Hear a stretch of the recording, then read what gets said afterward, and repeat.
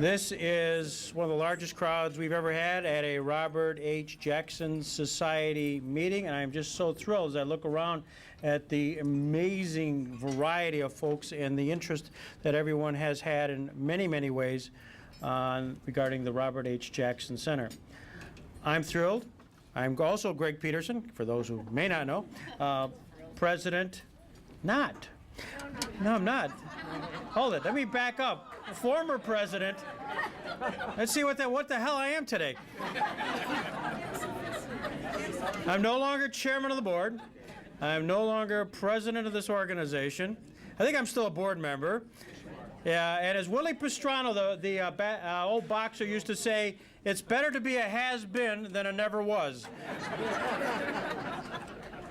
That's how I feel today. Anyways, I am emceeing this event as, I don't know what, again, one of the co-founders, but I'm thrilled. This is, I think, our 10th time to gather together to celebrate the activities of the Robert H. Jackson Center, and all of you in many, many different ways and forms are the ones who have made this possible. And we are just growing by leaps and bounds, and whether it's programmatic ways, whether it's in institutional ways, and in a staff way, which you'll hear soon. One quick vignette, and I must conclude on this, and then we will call Carol. It really is an honor to stop and pause and reflect on Jeanette and Carl, because most everybody, well, I'm not sure, given the timing, what happened at the real beginning. Yes, everything she said was true. Yes, we had an opportunity, and there was a moment. There was a moment, a tipping point of the Robert Jackson Center, which occurred right upstairs. I had put in an offer on this building with no idea I had a nickel. I mean, zero. This was the guts move. But I knew I'd talked to Carl, and I also knew that I had separately talked to Betty Linnae, and also separately talked to the folks at the Gebby Foundation. I pulled them all together one place, one time, right up here in January of 2001, and sat them down. I said, folks, separately, you've given me this sort of encouragement to look around, and this building, in decrepit shape that it's in, I put in an offer. And I couldn't even get through the pitch, sales pitch. And Carl, sitting there, said, I'm in. I'm in for $500,000. And Betty Linnae, and I wish I had filmed this, which is rare that I didn't. But Betty, with tears in her eyes, put her arm around Carl and said, if you're in for $500,000, so am I.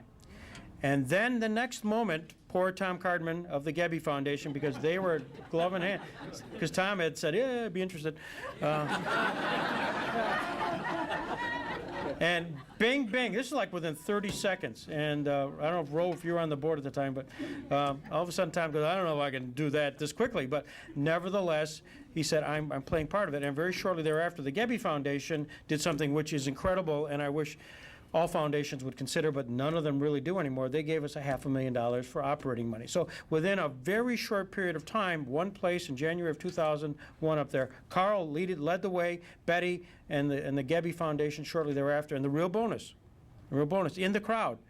And the serendipity of this whole Jackson Center is embodied in this. I had for lunch, this was a 1 o'clock meeting. For lunch, I was having lunch with Dan Bratton, who had recently retired from Chautauqua Institution, and was looking forward to going to Arizona. And we were talking baseball. And we were talking New York Mets. And I said, Dan, you might want to tag along, sit in the back, because you know, just watch this. And so he did. So he watched bang, bang, bang. Carl Kappa, Betty Linnae, a stumbling Tom Cardman. And so then we quickly took a tour. I'm excited. I mean, I'm speechless. I never got through the pitch. It all happened. Dan come up and grabbed me by the arm and said, this I have never seen at Chautauqua Institution. I've never seen this happen like this. Grabbed me by the arm and said, I'm your new executive director. I said, you want money for this?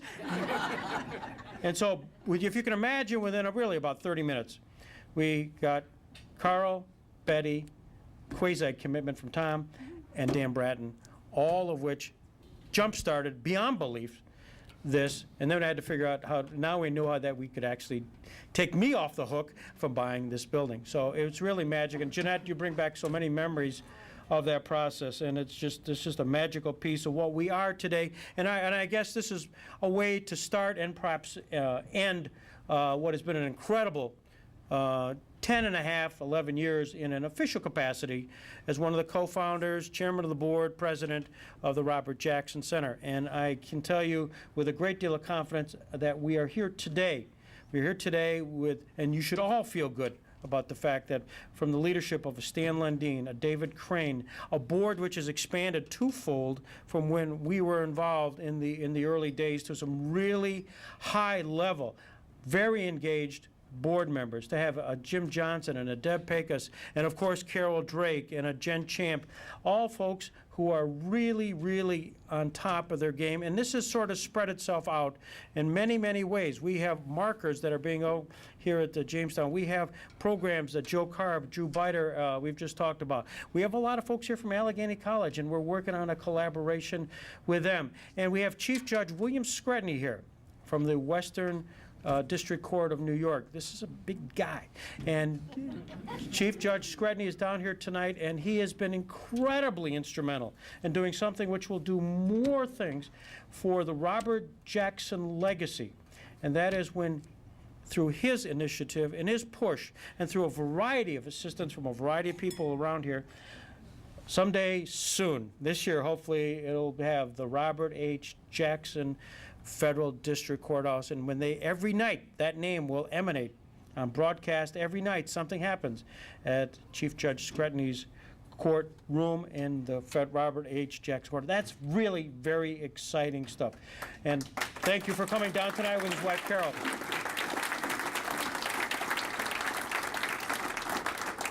I could go on, but Carol at this point is walking very fast towards me. And I know that because often my wife will get up and do the same thing. So thank you very much. It's been an incredible 11 years, but I'm not going anywhere. And you may see me up here as an MC again. So thank you very much for all the support you've given to the Jackson Center.